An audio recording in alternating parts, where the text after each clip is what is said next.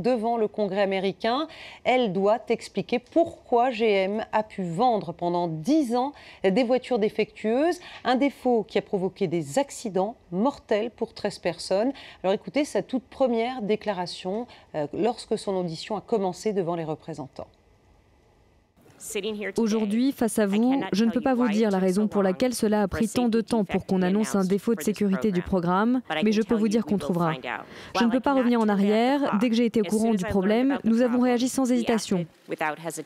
Je voudrais que vous sachiez que tous les employés de General Motors et moi-même sommes déterminés à instaurer une nouvelle norme. Et pour l'instant, GM refuse la création d'un fonds d'indemnisation. Les familles des victimes ont manifesté devant le Capitole juste avant donc, que commence cette audition. En France, Manuel Valls veut aller plus loin, plus vite pour redresser l'économie, c'est ce qu'il a dit.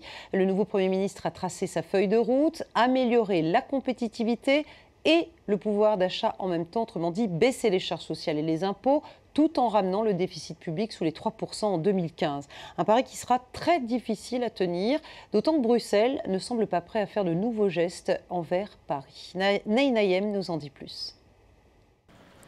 Manuel Valls, nouveau Premier ministre français, se serait bien passé de ces chiffres peu flatteurs. Et les promesses faites à Bruxelles seront désormais dures à tenir.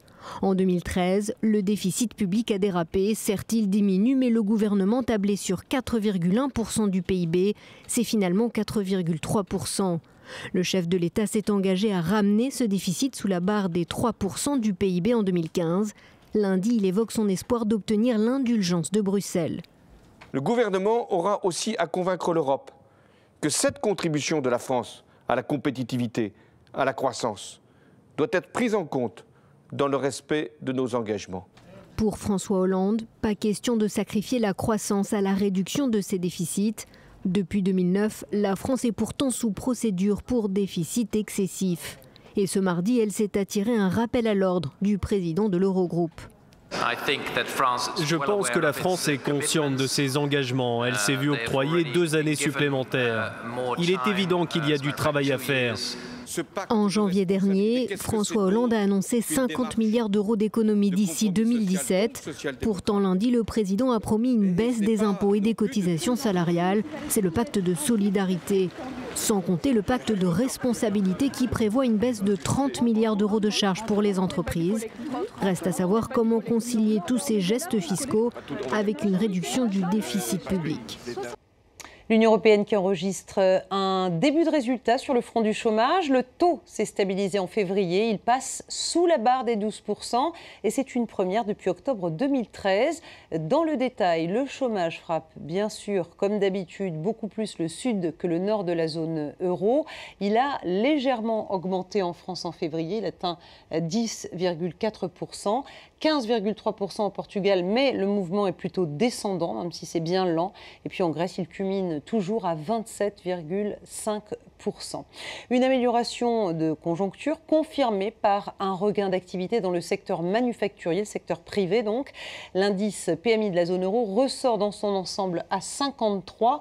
Et la bonne nouvelle, c'est que cette expansion, puisqu'au-dessus des 50, eh bien, on parle d'expansion, cette expansion ne se limite pas aux pays du Nord. Les indices sont également au-dessus de la barre des 50 dans le sud. C'est le cas clairement en Irlande, en Espagne, en Italie et même en France. Et ça, c'est une première depuis près de 3 ans. Les marchés ont pris acte de ces bons chiffres. En Europe, ils sont tous terminés dans le vert. Paris a renoué même avec ses sommets de 2008. Il a pris le CAC 40 0,80%, Francfort plus 0,50%. Londres a terminé sur une hausse de 0,82%. Et puis à Wall Street, c'est aussi l'activité dans le secteur privé qui a porté la séance avec un Dow Jones qui termine sur un plus 0,46%, plus 1,64% pour le Nasdaq, plus 0,70% pour le S&P 500. En bref, Gazprom met ses menaces à exécution. Le géant russe augmente de 40% les tarifs du gaz à destination de l'Ukraine. Kiev va devoir payer 279 € les 1000 mètres cubes, un prix supérieur au tarif moyen acquitté par les pays de l'Union européenne. Une façon pour Moscou de punir les Ukrainiens. Il n'y a pas d'autre mot puisque ces derniers ont préféré arrimer leur économie à Bruxelles plutôt qu'à Moscou. Bouygues fait la danse des 7 voiles en quelque sorte pour conquérir SFR après avoir amélioré son offre. Le groupe prolonge le délai de réflexion de plus de 2 semaines. Vivendi, propriétaire de SFR, a donc désormais jusqu'au 25 avril pour évaluer les prétendants. Bouygues offre aussi 500 millions d'euros d'indemnité à Vivendi si la transaction était retoquée par les autorités de la concurrence. Pour le moment, Vivendi a choisi de négocier uniquement avec Numéricable. Fin de ce journal de l'économie, c'est à vous, Aude. Merci beaucoup Myriam, et Karim Yaoui nous a rejoint pour un œil sur les médias. Bonsoir Karim. Bonsoir Aude. Vous nous parlez de ce qui fait la une